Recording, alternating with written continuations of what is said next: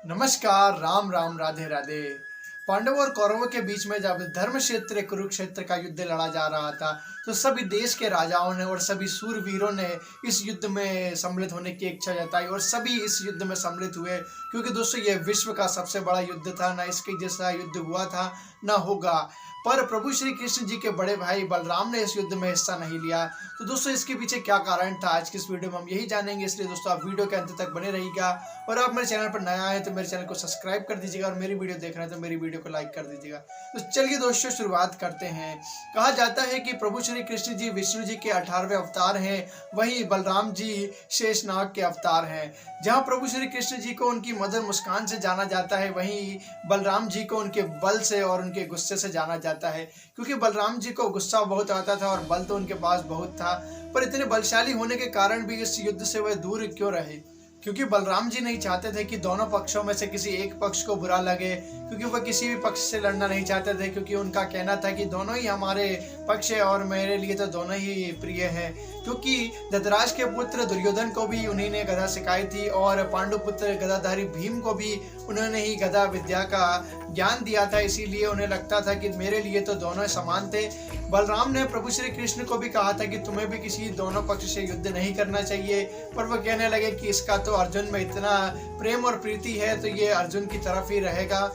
बलराम जी ने दुर्योधन से वादा कर लिया था कि मैं और कान्हा इस युद्ध में शस्त्र नहीं उठाएंगे। इसीलिए प्रभु श्री कृष्ण ने अपने बड़े भाई बलराम का मान रखते हुए इस युद्ध का हिस्सा बने और अर्जुन के सारथी बने, पर इस युद्ध में शस्त्र नहीं उठाया था। तो दोस्तों इस प्रकार कौरव और पांडव में धर्म क्षेत्र कुरुक्षेत्र का युद्ध चलता रहा।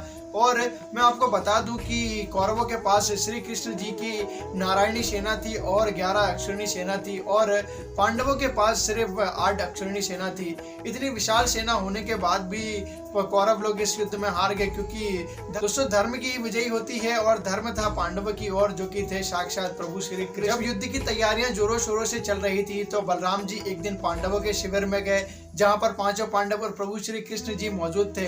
पांचों पांडवों ने बलराम जी को आते हुए देखा तो सभी लोग प्रसन्न हो गए। उन्हें लगा कि बलराम जी ने अपना शायद निर्णय बदल लिया होगा।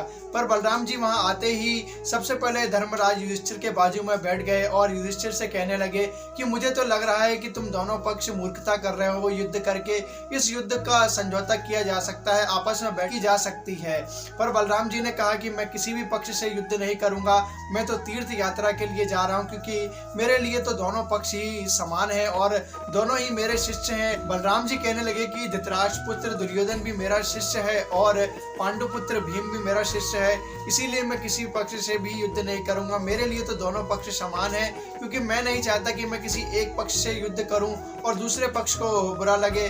मुझे तो पता है कि इस कान्हा का प्रेम जो है वह अर्जुन की तरफ है, इसीलिए अर्जुन की तरफ ही रहेगा, और मैं नहीं चाहता कि जिस तरफ कान्हा रहे और मैं उसके विपरीत तरफ से जाके युद्ध करूं। इसीलिए मैंने निर्णय कर लिया है कि मैं तीर्थ यात्रा पे जा रहा हूं। तो जब युद्ध का अंतिम चरण चल रहा था, वहीं पर बलराम जी की तीर्थ यात्रा समाप्त हो गई थी और वह तुरंत ही रणभूमि में आगे, जब उन्हें पता चला कि उनके दोनों शूरवीर शिष्यों में गदा का युद्ध हो रहा है, भीम और धृतराष्ट्र पुत्र दुर्योधन में, तो वे भी रणभूमि में आके देखने लगे।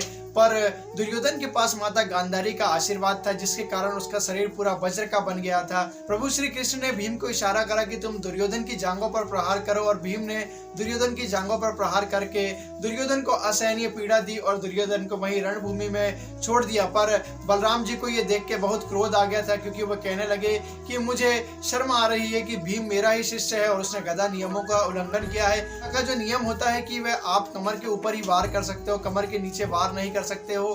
पर यह बात बलराम जी को बहुत बुरी लगी और वह भीम पे इस प्रकार क्रोधित हुए कि वह भीम को वहीं रणभूमि में मार देते। पर प्रभु श्री कृष्ण जी ने उनका बचाव करने लगे, कहने लगे कि भैया अब आप इस युद्ध के अंतिम चरण में आके इस युद्ध का निर्णय मत बदलिए, क्योंकि ये युद्ध धर्म और अधर्म के बीच में लड़ा जा रहा था। और कहने लगे कि जहाँ पर थे, जब द्वैत क्रीड़ा में इन पांडवों को छल से हराया गया था और अभिमन्यु का इन लोगों ने छल से वध करा था, जब तो आप नहीं आए, इसीलिए आप इस युद्ध का निर्णय मत बदलिए। दोस्तों इसी प्रकार इस युद्ध में पांडवों को विजय हुई, क्योंकि धर्म क्षेत्र कुरुक्षेत्र में युद्ध लड़ा गया था और हमेशा धर्म की विजय होती है, और धर्म पांडवों की तरफ था, वो थे प्रभु श्री कृष्ण। तो मेरी बताई हुई जानकारी अच्छी लगी तो मेरी वीडियो को लाइक करें, और मेरे चैनल पर नया आए तो मेरे चैनल को सब्सक्राइब करें। धन्यवाद।